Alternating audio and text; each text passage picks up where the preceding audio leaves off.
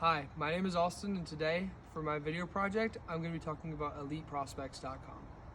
EliteProspects.com started small in the year of '99 by Johan Nielsen, who in his own words was a huge hockey nerd. He wanted to grow the sport, and he also wanted to keep statistics on players that were not very well known at the time. This started small and grew into something very, very large. EliteProspects.com is a hockey statistics sharing website that is free, and it has always been free, although there is a premium service charge you can pay to receive basically just text and emails about the team, updates. But it's free.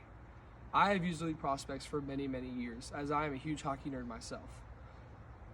I am a big fan of the Carolina Hurricanes, so of course I use it to keep all the little statistics about players that doesn't really show up on the stat sheet. I think it is so interesting to think that such a small website was able to grow to where it is now, because now it is used by all 32 teams in their scouting process. Looking for players has never been so crucial in the game as it is today. You can draft players in the 5th and 6th round now that'll play for your team in 3 or 4 years. Elite Prospects has changed the game, as they're able to now look at players that aren't readily available to watch, especially with COVID.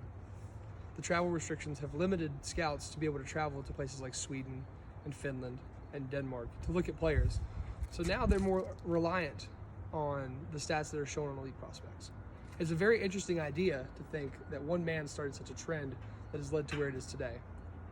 As I said previously, I am a huge Carolina Hurricanes fan. In 2010, the Hurricanes drafted Justin Falk, 37th overall in the 2nd round. A prospect for sure, well-known prospect out of Minnesota, but the Carolina Hurricanes used Elite Prospects to find his stats, look at him across what he's done since he was in high school in Minnesota to now.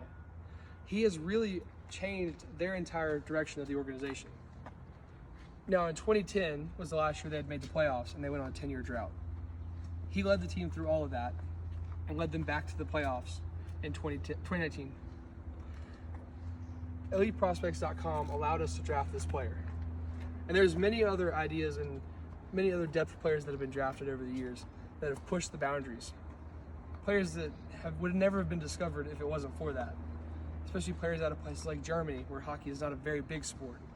They are able to be found and located and able to make an impact on rosters because they're able to be located and brought to America to play. They also track minor league players as well in the W, the O, and the Q, which is the minor league teams in Canada.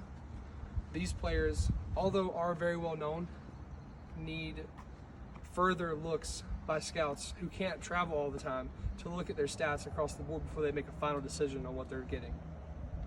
I think Elite Prospects ties into our class because it started out as a small sharing website where information was shared amongst people. Now it has grown to this ginormous, almost company-like status where they're owned by a larger company now